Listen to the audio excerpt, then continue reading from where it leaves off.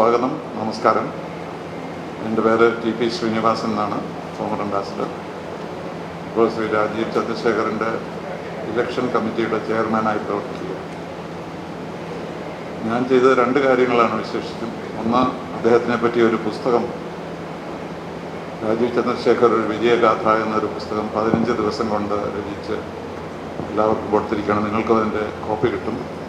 അദ്ദേഹം ആരാണ്, അദ്ദേഹത്തിൻ്റെ ജീവിതം എങ്ങനെയായിരുന്നു എന്നൊക്കെ നമുക്ക് അറിയാത്ത പല കാര്യങ്ങളും അതിലുണ്ട്. അദ്ദേഹത്തിൻ്റെ എഴുതിത്തീരാത്ത ഒരു ഓട്ടോബയോഗ്രഫിയിൽ നിന്നും അദ്ദേഹത്തിനുള്ള സംഭാഷണങ്ങളിൽ നിന്നും നേടിയെടുത്ത കുറേ സീൻസാണ് ഇതിനകത്തുള്ളത്. ഒരു അനക്ഡോട്ടൽ ബുക്ക് എന്ന് പറയാം. വളരെ ഈസി ആയിട്ട് വായിച്ചു പോകാവുന്ന ഒരു പുസ്തകമാണ്. അതിൻ്റെ കോപ്പികൾ നിങ്ങൾക്ക് തരുന്നതായിരിക്കും. അതിലും പ്രധാനപ്പെട്ടത് ഈ പാംഫ്ലെറ്റാണ്. എല്ലാവർക്കും കോപ്പികളുണ്ടെന്ന് ഞാൻ വിശ്വസിക്കുന്നു, ഇല്ലെങ്കിൽ ഇവിടെയുണ്ട്. ഇതാണ് കാര്യം എന്നാണ് ഇതിൻ്റെ തലക്കെട്ട്.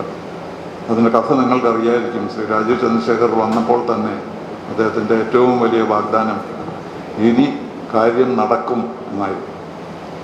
അപ്പോൾ അതെന്താണ് കാര്യം എന്നെല്ലാവരും ചോദിക്കാൻ തുടങ്ങി. കാര്യം നടക്കുമെന്ന് പറഞ്ഞാൽ കാര്യം എന്താണെന്ന് അറിയണ്ടേ.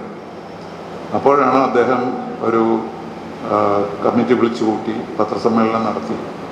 എല്ലാവരോടും അവരവരുടെ കാര്യങ്ങൾ ഞങ്ങളെ അറിയിക്കാൻ ആവശ്യപ്പെട്ടു.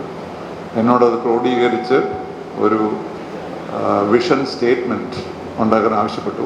അത് ഞാൻ മാത്രമല്ല, ധാരാളം ആളുകൾ, അദ്ദേഹത്തിൻ്റെ കൂടെ പ്രവർത്തിക്കുന്ന ധാരാളം ആളുകൾ അതിനതിൽ സഹകരിച്ചു. ഞങ്ങൾക്ക് ധാരാളം കടലാസിൻ്റെ ഒരു കോട്ട തന്നെ ലഭിച്ചു. കടലാസ് മാത്രമല്ല, കടലാസ് ഇല്ലാതെയും എല്ലാ തരത്തിലുള്ള കാര്യങ്ങൾ ധാരാളം ആളുകൾ മുന്നോട്ട് വെച്ചു. അതെല്ലാം കഴിയുന്നത്ര വായിച്ച് അതിന് 2-3 ക്രൈറ്റീരിയയാണ് ഞങ്ങൾ അതിൽ ഉപയോഗിച്ചത്. ഇപ്പോൾ എല്ലാം അവർ തന്നതെല്ലാം കൂടെ ലിസ്റ്റ് ചെയ്താൽ അതൊരു തരത്തിൽ പറഞ്ഞാൽ തിരുവനന്തപുരത്തെ ഒരു സ്വർഗമാക്കുക എന്നെഴുതിയാൽ അത് മുഴുവൻ കവർ ചെയ്യും. പക്ഷെ അങ്ങനെ പറഞ്ഞിട്ട് കാര്യമില്ലല്ലോ. തിരുവനന്തപുരം സ്വർഗമാക്കുക എന്നാണ് നമ്മുടെ ആഗ്രഹം. പക്ഷേ ആ ആഗ്രഹം റിയലിസ്റ്റിക് ആയിരിക്കണമല്ലോ. അതുകൊണ്ട് ഞങ്ങൾ ചെയ്തതെന്ന് വെച്ചാൽ, ആദ്യമായി ഏറ്റവും അത്യാവശ്യമുള്ള കാര്യങ്ങൾ, കഴിഞ്ഞ 10-20 വർഷമായി നമ്മൾ ചർച്ച ചെയ്യുന്ന എന്നാൽ ഒന്നും സംഭവിക്കാതിരുന്നിട്ടുള്ള കാര്യങ്ങളുടെ ഒരു ലിസ്റ്റ്, അതിനാണ് ഏറ്റവും പ്രാധാന്യം കൊടുത്തിരിക്കുന്നത്. നിങ്ങൾക്കത് മനസ്സിലാക്കും ഏതൊക്കെയാണ്. പിന്നീട് വാട്ട് ഈസ് ഡിസയറബിൾ, എന്താണ് നമുക്ക് ചെയ്യേണ്ടത് തിരുവനന്തപുരത്തിന് വേണ്ടി, ഈ നിയോജകമണ്ഡലത്തിന് വേണ്ടി, കേരളത്തിന് വേണ്ടി, ഇന്ത്യക്ക് വേണ്ടി എന്തെല്ലാം ചെയ്യാൻ കഴിയും എന്നുള്ള കുറേ കാര്യങ്ങൾ ഞങ്ങൾ ലിസ്റ്റ് ചെയ്തു. അതിന് നോക്കിയത് ഡിസയറബിലിറ്റി മാത്രമല്ല, ഇത് കിട്ടിയാൽ കൊള്ളാം എന്ന് മാത്രമല്ല ഞങ്ങൾ പരിശോധിച്ചത്. അതിൻ്റെ എല്ലാ വശങ്ങളും, അതിൻ്റെ പ്രാക്ടിക്കാലിറ്റി, അതിൻ്റെ യൂട്ടിലിറ്റി, അതിൻ്റെ യൂസ്ഫുൾനെസ്, അതുപോലെ availability of funding, availability of programs, അതുപോലെ പലതൊക്കെ ഇപ്പോഴും പ്രോഗ്രാമായിട്ട് നടന്നുകൊണ്ടിരിക്കുന്നു, പക്ഷേ പലയിടത്തും സ്റ്റക്കായിട്ടുണ്ട്. അപ്പം അങ്ങനെയുള്ള ഒരു വലിയ ലിസ്റ്റ് ഉണ്ടാക്കിയിട്ട് തന്നെ ഞങ്ങൾ അദ്ദേഹത്തിൻ്റെ കൂടെ, ശ്രീ ചന്ദ്രശേഖരൻ്റെ കൂടെ ഇരുന്ന് ആ ലിസ്റ്റെല്ലാം പരിശോധിച്ച് അദ്ദേഹത്തിന് ചെയ്യാൻ കഴിയുന്നത് എന്ന് അദ്ദേഹത്തിന് വിശ്വസിക്കുന്ന കാര്യങ്ങളാണ് ഇതിനകത്തുള്ളത്. ഇതിന് 3 ഭാഗങ്ങളാണുള്ളത്. ഒന്ന്, അദ്ദേഹത്തിൻ്റെ ഒരു ഇൻട്രൊഡക്ഷൻ, ഒരു ആമുഖം. ഇവിടെ പ്രിയപ്പെട്ടവരെ നമസ്കാരം എന്ന് പറയുന്ന ഒരു പേജ്. ഇത് വായിച്ചാൽ നിങ്ങൾക്ക്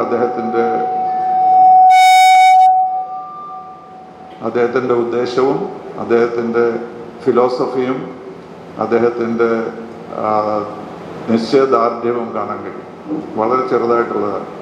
അതിൽ 1-2 കാര്യങ്ങളാണ് അദ്ദേഹം പറഞ്ഞത്. ഈ കാലത്ത്, ഈ കഴിഞ്ഞ 1 മാസത്തോളം അദ്ദേഹം എല്ലാ ആളുകളെയും കണ്ടു, കഴിയുന്നത്രയോട് സംസാരിച്ചു. അപ്പോൾ അതിൽ നിന്നെല്ലാം അദ്ദേഹത്തിന് മനസ്സിലായത് കഴിഞ്ഞ 15 വർഷമായി ഇവിടെ തിരുവനന്തപുരത്തൊന്നും നടന്നിട്ടില്ല എന്നുള്ളത് തന്നെയാണ്. അതിൻ്റെ ഒരു ഫ്രസ്ട്രേഷൻ എല്ലാവരും കേട്ടിരുന്നു. അപ്പോൾ അദ്ദേഹം അത് പറഞ്ഞപ്പോൾ, ഇതൊക്കെ ഞാൻ ചെയ്യാനാണെന്ന് തയ്യാറാണെന്ന് പറഞ്ഞപ്പോൾ തീർച്ചയായും അവർ എല്ലാവരോടും നന്നായിട്ട് പ്രതികരിച്ചു. അപ്പോൾ അങ്ങനെ പ്രതികരിച്ച കാര്യങ്ങൾ, തിരുവനന്തപുരത്തുകാർ സ്വപ്നം കണ്ടുകൊണ്ടിരുന്ന കാര്യങ്ങൾ ഏതൊക്കെ ആദ്യം നടത്തണമുള്ള അതായിരുന്നു ഒന്ന്. പിന്നെ രണ്ടാമത്തേത്, മറ്റു കാര്യങ്ങൾ അദ്ദേഹത്തിന് അറിയാവുന്നതും അതുപോലെ നമ്മൾ കേട്ടതുമായിട്ടുള്ള കാര്യങ്ങൾ ലിസ്റ്റ് ചെയ്തിട്ടുണ്ട്.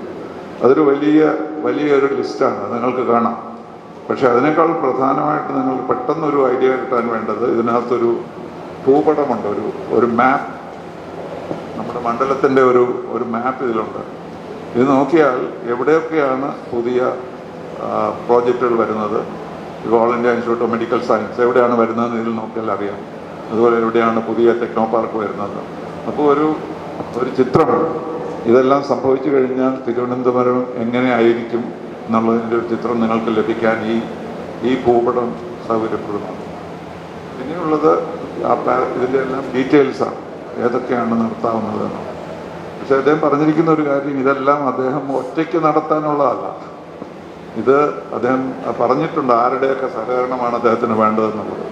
കേന്ദ്ര സർക്കാരിൻ്റെ, കേരള സർക്കാരിൻ്റെ, മറ്റ് സംഘടനകളുടെ, സ്ഥാപനങ്ങളുടെ, NGOകളുടെ, കമ്മ്യൂണിറ്റി നേതാക്കന്മാരുടെ, ഇവരുടെ എല്ലാം സഹകരണം അദ്ദേഹം നടക്കാൻ ശ്രമിക്കുന്നു, നടത്തുമെന്ന് അദ്ദേഹത്തിന് വിശ്വാസമുണ്ട്. അതേസമയം ആരുടെയൊക്കെ സഹായം അദ്ദേഹത്തിന് ആവശ്യമുണ്ടെന്ന് ഇതിൽ വ്യക്തമായി പറഞ്ഞിട്ടുണ്ട്. അപ്പോൾ ഇതെല്ലാം വെച്ച് നോക്കുമ്പോൾ നമുക്ക് കിട്ടുന്ന ഒരു ചിത്രം, നിങ്ങൾക്കെല്ലാം കിട്ടുന്ന ഒരു ചിത്രം, എങ്ങനെയായിരിക്കും തിരുവനന്തപുരം അടുത്ത 5 കൊല്ലം കൊണ്ട് മാറിത്തീരുക അദ്ദേഹം MP ആയാൽ എന്നുള്ളതാണ്. പിന്നെ ഒരു സെക്ഷൻ ഉള്ളത് ഇതിൻ്റെ മെത്തഡോളജി എന്താണ് മെക്കാനിസം, എങ്ങനെയാണിത് അദ്ദേഹം പ്രവർത്തിക്കാൻ പോകുന്നത് എന്ന് പറയും. അത് മറ്റേ എല്ലാ MP-മാർക്കും ഉള്ളതുപോലെ അദ്ദേഹത്തിന് ഒരു MP ഓഫീസ് ഇവിടെ കാണും. പക്ഷേ മറ്റ് MP-മാരുടെ ഓഫീസ് പോലെ ആയിരിക്കുകയില്ല, ആക്സസ് ഉള്ളതായിരിക്കും. പല MP-മാരെയും വിളിച്ചാൽ MP-യും കിട്ടില്ല, സെക്രട്ടറിയും കിട്ടില്ലാത്ത സ്ഥിതിയാണ് ഇപ്പോൾ ഉള്ളത്. അതിന് പകരം 24 മണിക്കൂറും ക്വസ്റ്റ്യൻ ആൻസർ ചെയ്യുന്ന ഒരു ഓഫീസ് നിങ്ങൾക്കുണ്ടായിരിക്കും. അത് ഡയറക്റ്റായിട്ട് MP-ക്ക് ആക്സസ് കൊടുക്കാനും അവർക്ക് കഴിയും. അപ്പോൾ MP-യോട് തന്നെ സംസാരിക്കണമെന്ന് പറഞ്ഞാൽ ആ ഓഫീസിൽ വിളിച്ച് പറഞ്ഞാൽ ഒരു കൃത്യസമയത്ത് തന്നെ അദ്ദേഹം തിരിച്ചു വിളിക്കുകയും നിങ്ങളോട് സംസാരിക്കുകയും ചെയ്യും. അതിന് എല്ലാവർക്കും തിരുവനന്തപുരം സിറ്റിയിൽ വരേണ്ട ആവശ്യമില്ല, എല്ലാ മണ്ഡലങ്ങളിലും അതിൻ്റെ സബ് ഓഫീസുകൾ കൂടി കാണും.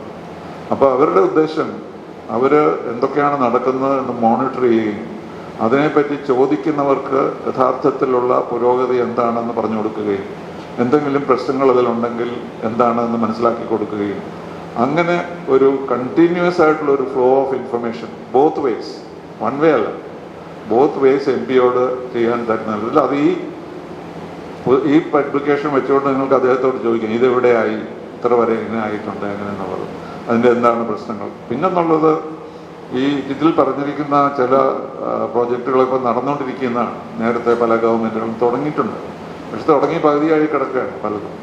അപ്പോൾ അതിൻ്റെ സ്റ്റഡി നടത്തിക്കൊണ്ടിരിക്കുകയാണ്, എത്രമാത്രം പണം നമുക്ക് കിട്ടിയിട്ടുണ്ട്, ഇനി എത്ര കിട്ടാൻ കഴിയും. അപ്പോൾ പിന്നെ ഫണ്ടിൻ്റെ പ്രശ്നമാണ്. അത് ഞാൻ അദ്ദേഹത്തോട് പലതവണ ചോദിച്ചു, ഈ പണമെല്ലാം നമ്മൾ എവിടുന്ന് കാണാൻ പോകും. അപ്പോൾ അദ്ദേഹം ഒക്കമിട്ട് പറയുന്നുണ്ടായിരുന്നു എത്രയോ പ്രോജക്റ്റുകൾ സെൻട്രൽ ഗവൺമെൻറ്റിൻ്റെ ഉണ്ട്, അത് കേരളത്തിൽ നമ്മൾ കേൾക്കാറ് പോലുമില്ല. പല പ്രോജക്റ്റുകളിലും കേരളത്തിൻ്റെ സ്റ്റാമ്പ് ഒട്ടിച്ചാണ് അവർ വിതരണം ചെയ്യുന്നത്. അതുകൊണ്ട് കേരളത്തിൻ്റെയാണ് എന്നൊരു വിശ്വാസം ജനങ്ങൾക്കുണ്ട്. നമ്മളതിന് എതിരായിട്ടൊന്നും പറയുന്നില്ല, കേരളത്തിൻ്റെ കൂടെയാണല്ലോ ആ വിശ്വാസം. അപ്പോൾ അങ്ങനെ നോക്കുമ്പോൾ ഫണ്ടിങ്ങിൻ്റെ സിറ്റുവേഷൻ അദ്ദേഹത്തെ സംബന്ധിച്ചിടത്തോളം അടുത്ത ഗവൺമെൻറ് എന്തായാലും മോദി ഗവൺമെൻറ് ആയിരിക്കും എന്നുള്ള വിശ്വാസം എല്ലാവർക്കും ഉണ്ട്. ആരും അതിനെതിരായിട്ടുള്ളൊരു അഭിപ്രായം പറയുന്നില്ല. അപ്പോൾ ആ സ്ഥിതിക്ക് ആ ഗവൺമെൻറ്റിനോട് ചേർന്ന് പ്രവർത്തിക്കാൻ അദ്ദേഹത്തിന് കഴിയും. അപ്പോൾ എന്തൊക്കെ പ്രോജക്റ്റാണ് ഉള്ളതെന്ന് നമുക്കൊന്നും അറിയില്ല, പക്ഷെ അദ്ദേഹത്തിന് അത് കണ്ടുപിടിക്കാൻ കഴിയും. എത്ര അതിൽ ഉപയോഗിച്ചിട്ടുണ്ട്, ഈ MP ഫണ്ട് പോലും ആളുകൾ ഉപയോഗിച്ചിട്ടില്ല എന്ന് നിങ്ങൾക്കറിയാം. തിരുവനന്തപുരത്ത് MP ഫണ്ട് ഉപയോഗിച്ചിട്ടില്ല. വളരെ എളുപ്പമുള്ള കാര്യമാണ്, സ്വന്തം കയ്യിലുള്ള പണമാണ് ഉപയോഗിക്കാതിരിക്കുന്നത്. അപ്പോൾ അങ്ങനെ അതിൽ കൂടുതൽ പണങ്ങൾ ഓരോ പ്രൈം മിനിസ്റ്ററുടെ പല പല പ്രോജക്റ്റുകളും പല രാജ്യങ്ങളും പല സ്റ്റേറ്റുകളും ഉപയോഗിച്ചുകൊണ്ടിരിക്കുക. അപ്പോൾ അത് നമുക്ക് ഉപയോഗിക്കണമെങ്കിൽ നമുക്കൊരു രാജീവ് ചന്ദ്രശേഖറെ തന്നെ വേണം. കാരണം അദ്ദേഹം ഗവൺമെൻറ്റിലുണ്ടെങ്കിൽ ഇതെല്ലാം എവിടെയാണെന്ന് കണ്ടുപിടിച്ച് സെൻട്രൽ ഗവൺമെൻറ്റിൽ നിന്ന് സ്റ്റേറ്റ് ഗവൺമെൻറ്റിലേക്ക് വരേണ്ടത്, സ്റ്റേറ്റ് ഗവൺമെൻറ്റിൽ നിന്ന് കിട്ടാവുന്നത്, അതെല്ലാം കൊണ്ട് ഇതിൻ്റെ ഫണ്ടിങ് ഒരു പ്രശ്നമല്ല എന്നാണ് അദ്ദേഹത്തിൻ്റെ അഭിപ്രായം. അതാണ് അതിനകത്ത് പ്രധാനമായി കാണുന്നത്. അപ്പോൾ അങ്ങനെ അദ്ദേഹത്തിൻ്റെ ഒരു വിഷൻ അത് എങ്ങനെ സഫലീകരിക്കാം എന്നുള്ളതിന് ഞങ്ങൾ അദ്ദേഹത്തെ സഹായിച്ചു കൊടുത്തിരിക്കുകയാണ്. ഇതിനിപ്പോൾ അദ്ദേഹത്തിൻ്റെ ഡോക്യുമെൻ്റാണ്, അദ്ദേഹത്തിൻ്റെ ഗ്യാരണ്ടി എന്നുള്ള വാക്ക് ഞാൻ പറയുന്നില്ല, അദ്ദേഹം നിങ്ങൾക്ക് നൽകുന്ന ഉറപ്പാണ്. ഇത് കാര്യങ്ങൾ അദ്ദേഹം ചെയ്തു തീർക്കും എന്ന് അദ്ദേഹം അറിയിച്ചിട്ടുണ്ട്. പക്ഷെ ഇന്നിപ്പോൾ ഇതിൻ്റെ പ്രചാരണത്തിൻ്റെ അവസാനത്തെ ദിവസമാണ്. എനിക്കൊരു കാര്യം പറയാൻ കഴിയും, ഞാൻ കഴിഞ്ഞ 2-3 തെരഞ്ഞെടുപ്പുകളൊക്കെ വളരെ വ്യക്തമായി സൂക്ഷ്മമായി നിരീക്ഷിച്ചിട്ടുള്ള ആളാണ്. ഇപ്പോൾ കാണുന്ന അറ്റ്മോസ്ഫിയർ വളരെ അദ്ദേഹത്തിന് അനുകൂലമാണെന്നാണ് എൻ്റെ വ്യക്തിപരമായ അഭിപ്രായം. പല ആളുകളോടും സംസാരിച്ചിട്ടും പല ഗ്രൂപ്പുകളോട് സംസാരിച്ചിട്ടും ഇതുവരെ ഞങ്ങൾ BJPക്ക് വോട്ട് ചെയ്തിട്ടില്ല. പക്ഷേ ഇത്തവണ ഞങ്ങൾ രാജീവ് ചന്ദ്രശേഖറിന് വോട്ട് ചെയ്യാൻ പോകും. എന്തുകൊണ്ടാണെന്ന് ചോദിച്ചാൽ അദ്ദേഹത്തിൻ്റെ എന്തൂസിയാസം, അദ്ദേഹത്തിൻ്റെ ടെക്നോളജിക്കൽ സ്കിൽസ്, അദ്ദേഹത്തിൻ്റെ എക്സ്പീരിയൻസ്, ഓൺട്രപ്രനർ എന്നുള്ള നിലയിലുള്ള അദ്ദേഹത്തിൻ്റെ വലിയ വലിയ നേട്ടങ്ങൾ, അങ്ങനെയുള്ള എല്ലാം അറിയാവുന്നതുകൊണ്ട് വിശേഷിച്ചും ചെറുപ്പക്കാർക്ക് അദ്ദേഹത്തിനോട് വളരെയധികം താല്പര്യമുണ്ട്. അതൊരു വശത്ത്. പിന്നെ തീരദേശത്താണെങ്കിൽ നല്ല ഒരു atmosphere. Rajesh can tell you more about it. അദ്ദേഹത്തിൻ്റെ കൂടെ ഉണ്ടായിരുന്നു. ഒരു വലിയൊരു മുന്നേറ്റം ഉണ്ടായിട്ടുണ്ട്.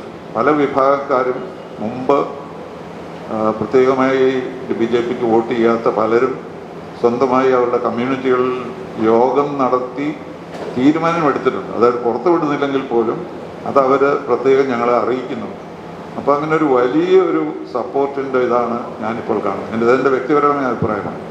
അപ്പോൾ അതുകൊണ്ട് നമ്മളെല്ലാം വളരെ ഉത്സുകരായി ഇത് പഠിക്കുക. അതിനെന്തെങ്കിലും ചോദ്യങ്ങളുണ്ടെങ്കിൽ ഞങ്ങളെല്ലാം ഇവിടെ ഉണ്ട്, അതിനെപ്പറ്റി കൂടുതൽ സംസാരിക്കാം. അനൂപ് ഇതിലൊരു വലിയ പങ്ക് വഹിച്ച വ്യക്തിയാണ്. Rajesh of course incharge of the whole team. അപ്പോൾ ഞങ്ങളെല്ലാം അതിനെപ്പറ്റി എന്തെങ്കിലും വിവരം നിങ്ങൾക്ക് ആവശ്യമുണ്ടെങ്കിൽ തരാം. നിങ്ങളെല്ലാം ഇവിടെ വന്നതിനും ക്ഷമയോടെ കാത്തിരുന്നതിനും എൻ്റെ വലിയ വലിയ നന്ദി, നമസ്കാരം. നിങ്ങളെല്ലാം വായിച്ച് പഠിച്ചുവെന്നും ചോദ്യങ്ങളില്ല എന്ന് ഞാൻ വിശ്വസിക്കുന്നു.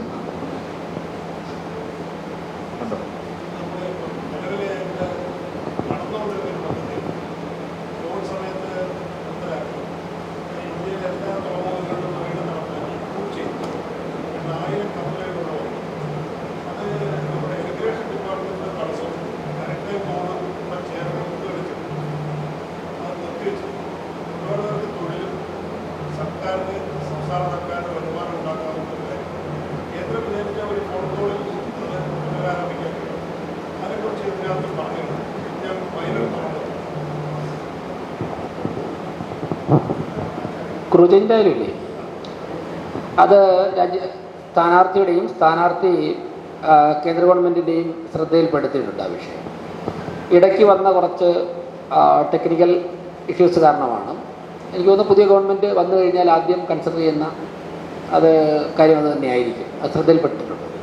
ഇപ്പോൾ ഈ മാനിഫെസ്റ്റോ പുറത്തു വന്നതിന് ശേഷം നമ്മുടെ 15 വർഷം കൊണ്ടുള്ളവിടെ പ്രവർത്തിക്കുന്ന വിശ്വപൗരൻ ഈ മാനിഫെസ്റ്റോയെ വേട്ടയാടാൻ നടക്കുകയാണ്. അതായത് എയിംസ്. അപ്പോൾ ഒരു കാര്യം ഞങ്ങൾക്ക് സന്തോഷമുണ്ട്. ഇപ്പോൾ ശ്രീനിവാസ് സാറിൻ്റെ നേതൃത്വത്തിലൂടെ പ്രവർത്തിക്കുന്ന ഈ തെരഞ്ഞെടുപ്പ് കമ്മിറ്റി നമ്മുടെ പാർലമെൻറ്റ് മണ്ഡലത്തിലെ എല്ലാ സ്ഥലങ്ങളിലും യാത്ര ചെയ്ത് ഒരു റിസർച്ച് നടത്തിയതിൻ്റെ അടിസ്ഥാനത്തിലാണ് ഈ മാനിഫെസ്റ്റോ തയ്യാറാക്കിയിട്ടുള്ളത്. വെറുതെ ഒരു റൂമിലിരുന്ന് തയ്യാറാക്കിയായിരുന്നില്ല. അപ്പോൾ തയ്യാറാക്കി ആ മാനിഫെസ്റ്റോ പുറത്തിറങ്ങിയതിന് ശേഷം നമ്മുടെ സിറ്റിംഗ് എംപിക്ക് പരിഭ്രാന്തി കൂടിയിട്ടുണ്ട്. അതിൽ ജനങ്ങൾ സ്വീകരിച്ച എല്ലാ കാര്യങ്ങളിലും അദ്ദേഹം പ്രതികരിച്ചിട്ടുണ്ട്.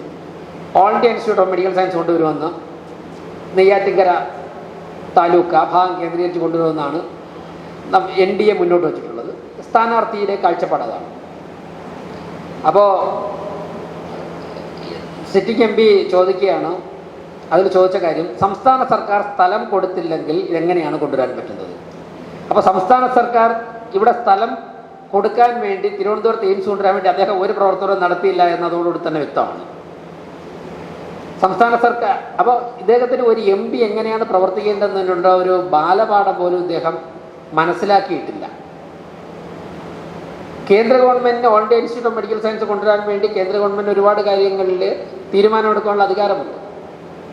തിരുവനന്തപുരത്ത് ഏറ്റവും പ്രയോജനകരമായി തമിഴ്നാട്ടിലെ 5 ജില്ലകൾക്ക് കൂടി പ്രയോജനം വരുന്ന തരത്തിൽ തിരുവനന്തപുരത്ത് തമിഴ്നാട് കേരള ബോർഡറിൽ ഗവൺമെൻറ് ഓണർഷിപ്പിൽ പ്രോപ്പർട്ടി ഉണ്ട്. 10 വർഷം മുമ്പ് ആ നിർദ്ദേശം പോയിരുന്നതാണ്. നമുക്ക് തന്നെ അറിയാം. ഒന്നിൽ കൂടുതൽ 3 സ്ഥലങ്ങൾ, ഒന്ന് നെട്ടുകാൽത്തേരി, മറ്റൊന്ന് അരുവിക്കര നിയോജക മണ്ഡലം, മറ്റൊന്ന് പോത്തങ്കോട് ഭാഗത്ത്, ചെറിയഗിരി നിയോജക മണ്ഡലത്തിൻ്റെ പോത്തങ്കോട് ബോർഡറിൽ. ഈ 3 സ്ഥലവും എയിംസിന് അനുയോജ്യമാണ് എന്നുള്ള ചർച്ച വളരെ സജീവമായിട്ട് വന്നിരുന്നു. അപ്പോൾ എയിംസ് കൊണ്ടുവരുമെന്ന് പറഞ്ഞപ്പോഴേക്കും ഇദ്ദേഹത്തിന് ഹാലിളകി.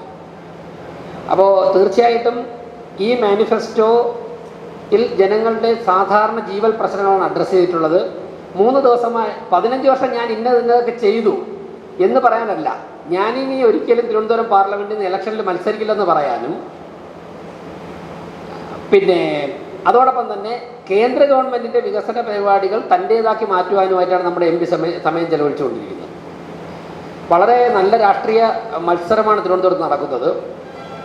ഇടയ്ക്ക് ഞങ്ങൾക്കൊരാശങ്ക ഉണ്ടായിരുന്നു, LDF ഇപ്പോഴും LDF സ്ഥാനാർത്ഥി ബലികഴിക്കപ്പെടുമോ എന്നൊരാശങ്ക ഞങ്ങൾക്കുണ്ടായിരുന്നു, സമൂഹത്തിനുണ്ടായിരുന്നു. അപ്പോൾ LDF പ്രവർത്തനം മെച്ചപ്പെടുത്തിയിട്ടുണ്ട്. ഒരുപക്ഷെ അവരുടെ മുതിർന്ന സ്ഥാനാർത്ഥി ആയതുകൊണ്ടായിരിക്കാം. ഇപ്പോൾ നല്ല ത്രികോണ മത്സരം, BJP കഴിഞ്ഞാൽ തൊട്ടടുത്ത് LDF എന്നുള്ള നിലയ്ക്ക് ഇപ്പോൾ 2-3 സ്ഥലത്ത് വെച്ച് UDF സ്ഥാനാർത്ഥിയെ പാർട്ടി പ്രവർത്തകർ തന്നെ ആക്രമിച്ചതിന് ശേഷം ഇപ്പോൾ ബാലരാമപുരത്തും മണ്ണന്തലയൊക്കെ വെച്ചിട്ട് UDF പ്രവർത്തകർ തന്നെ സ്ഥാനാർത്ഥിയെ കൂക്കി വിളിക്കുകയും ആക്രമിക്കുകയൊക്കെ ചെയ്തതിന് ശേഷം UDF പ്രവർത്തകരുടെയും സ്ഥാനാർത്ഥിയുടെയും ആത്മവീര്യം താഴോട്ട് ചോർന്നുപോയി. സ്വാഭാവികമായിട്ടും BJP കഴിഞ്ഞാൽ LDF എന്നുള്ള നിലയിലേക്ക് ഞങ്ങളുടെ തൊട്ട് പിന്നിലായിട്ട് തന്നെ LDFൻ്റെ പ്രവർത്തനം ശക്തിപ്പെടുകയാണ്. അപ്പോൾ ഇതാണ് ഇപ്പോഴത്തെ രാഷ്ട്രീയ സാഹചര്യം. ഇനി വരാൻ പോകുന്ന 2 ദിവസം രാജീവ് ചന്ദ്രശേഖരൻ്റെ നേതൃത്വത്തിൽ, TP ശ്രീനിവാസന്റെ നേതൃത്വത്തിൽ NDA ഇറക്കിയ വികസന രേഖയായിരിക്കും തിരുവനന്തപുരം പാർലമെൻറ്റിൽ സജീവ ചർച്ച. ഇതിന് അംഗീകാരം കിട്ടി രാജീവ് ചന്ദ്രശേഖർ വിജയിക്കുന്നതോടെ ഇന്ത്യയുടെ എന്നല്ല, ദേശീയ ശ്രദ്ധയല്ല, ലോകത്തിൻ്റെ തന്നെ ശ്രദ്ധ തിരുവനന്തപുരത്തേക്ക് വരുന്ന ദിവസങ്ങളാണ് വരാൻ പോകുന്നത്. ഒരു മനുഷ്യൻ്റെ ജീവിതത്തിലുള്ള എല്ലാ ഭാഗങ്ങളെയും ഈ വികസന രേഖ ടച്ച് ചെയ്തിട്ടുണ്ട്. ഈ നാട്ടിൽ ജീവിക്കുന്നവരെ, പിന്നെ അതുപോലെ തന്നെ വിദേശത്ത് ജീവിക്കുന്നവർ, അതോടൊപ്പം തന്നെ കായിക മേഖലയിൽ പ്രവർത്തിക്കുന്ന എല്ലാവരുടെയും, മത്സ്യത്തൊഴിലാളികളുടെ ഒക്കെ തന്നെ നിത്യജീവിതത്തെ ഈ വികസന രേഖ സ്പർശിച്ചിട്ടുണ്ട്. അതാണ് ഞങ്ങൾക്ക് പല ഭാഗത്തുനിന്നും പെട്ടുന്ന പിന്തുണ.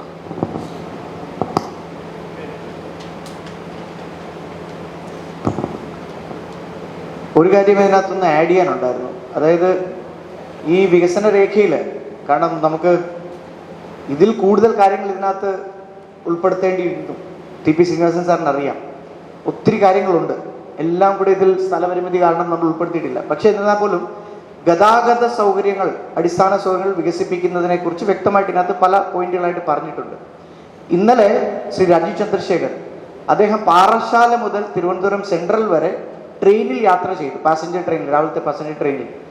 അതായത് ഏറ്റവും കൂടുതൽ തിരുവനന്തപുരം ലോക്സഭാ മണ്ഡലത്തിൽ ആളുകൾ നേരിടുന്ന ഒരു വലിയ പ്രശ്നം ഗതാഗത സൗകര്യം തന്നെയാണ്. റോഡിൻ്റെ ആയിക്കൊള്ളട്ടെ, അല്ലെങ്കിൽ ട്രെയിനിൻ്റെ ആയിക്കൊള്ളട്ടെ, അല്ലെങ്കിൽ നമുക്കറിയാം മെട്രോ റെയിൽ പദ്ധതിയെക്കുറിച്ചുള്ള വാഗ്ദാനങ്ങളായിക്കൊള്ളട്ടെ, നമുക്ക് ആ വിഷയത്തെക്കുറിച്ച് വ്യക്തമായിട്ട് അറിയാം. അപ്പോൾ അതിൽ അദ്ദേഹം ഇന്നലെ മാധ്യമങ്ങളോട് പറഞ്ഞൊരു കാര്യം, അത് വീണ്ടും അടിവരിയിട്ട് പറയാൻ ഞാൻ ആഗ്രഹിക്കുകയാണ്. നമുക്കറിയാം നരേന്ദ്രമോദി സർക്കാർ എന്നും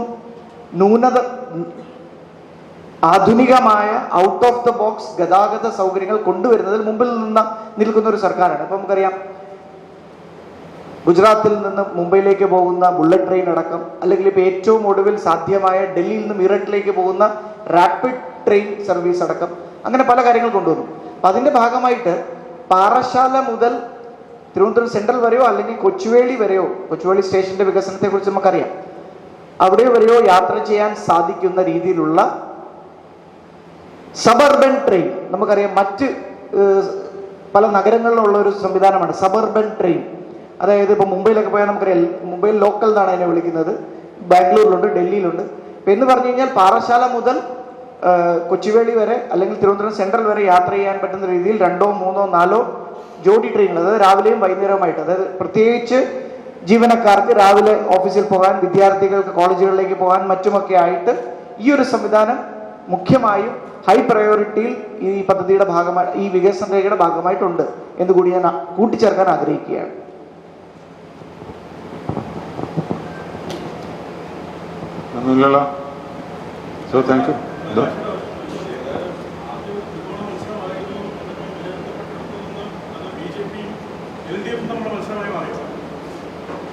ത്രികോണ മത്സരം ആയിരുന്നു.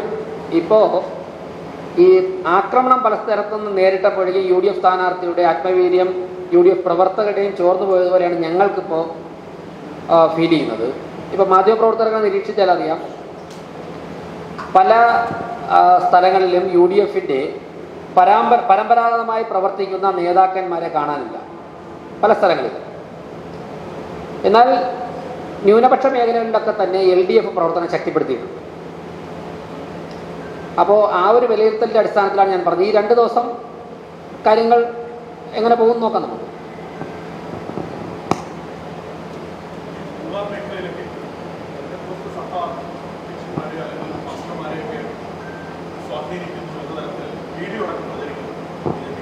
തീർച്ചയായിട്ടും ജനമനസ്സുകളെ സ്വാധീനിക്കാൻ വേണ്ടി നരേന്ദ്രമോദിയുടെ പദ്ധതികളൊക്കെ പറഞ്ഞ് സ്വാധീനിക്കാൻ വേണ്ടി ഞങ്ങൾ എല്ലാ പരിശ്രമവും നടത്തും. പെന്തക്കോസ്ത് പാസ്റ്റർമാരൊക്കെ തന്നെ 100 കണക്കിന് ആൾക്കാരാണ് അവർ BJPയെ കൂടുതൽ മനസ്സിലാക്കി ഞങ്ങളോട് അടുക്കുന്നത്. അപ്പോൾ സ്വാഭാവികമായിട്ട് ഞങ്ങൾ അവർ സ്വാധീനിക്കാൻ ശ്രമിക്കില്ല. അതിന് പൂവാറുണ്ട്, കൊഴിയൂരുണ്ട്, വിഴിഞ്ഞമുണ്ട്, മൂന്തറ. ഞാൻ ഒരുപാട് അങ്ങനെയുള്ള പരിപാടികളിൽ പങ്കെടുത്തു. ഇന്നും പോകുന്നുണ്ട്. 3-4 പേര് വിളിച്ചിട്ടുണ്ട്. കുറച്ച് കഴിഞ്ഞ് കാണും. അതെ, പദ്ധതികൾ, ഗവൺമെൻറ് പദ്ധതികൾ, കേന്ദ്ര ഗവൺമെൻറ് പദ്ധതികൾ അവർക്ക് ഇപ്പം നേരിട്ട് അക്കൗണ്ട് വഴി പണം കിട്ടുന്ന പദ്ധതികളുണ്ട്. ആ പദ്ധതികൾ അവരിൽ കൂടുതൽ നടപ്പിലാക്കാൻ വേണ്ടി ഞങ്ങൾ പരിശ്രമിക്കും. നേരിട്ട് അക്കൗണ്ട് വഴി, സീറോ ബാലൻസ് അക്കൗണ്ട് വഴി പണം കിട്ടുന്ന പദ്ധതികളുണ്ടല്ലോ. 500 രൂപ കോവിഡ് സമയത്ത് കിട്ടി. അങ്ങനെയൊക്കെയുള്ള പദ്ധതികൾ അത് കൂടുതൽ നടപ്പിലാക്കും. സൗജന്യ റേഷൻ കിട്ടുന്നവർക്ക് അത് വാങ്ങിച്ചു കൊടുക്കും. ടോയ്ലറ്റ് കിട്ടാൻ അർഹതപ്പെട്ടവർക്ക് അത് വാങ്ങിച്ചു കൊടുക്കും.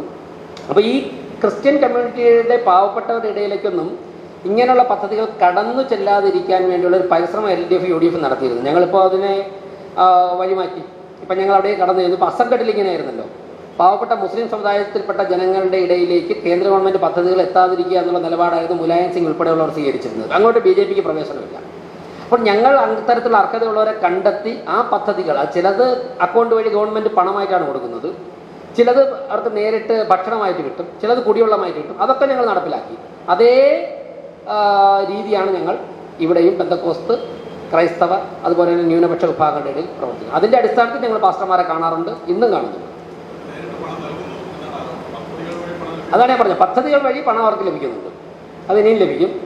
ആരൊക്കെ തടസ്സപ്പെടുത്തിയാൽ ഞങ്ങൾ കൂടുതൽ ലഭ്യമാക്കാൻ ഇടപെടും.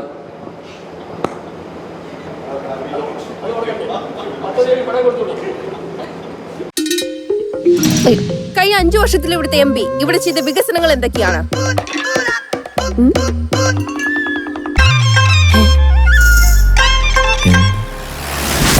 കഴിഞ്ഞ 5 വർഷത്തിൽ ഇവിടുത്തെ MP ഇവിടെ ചെയ്ത വികസനങ്ങൾ എന്തൊക്കെയാണ്?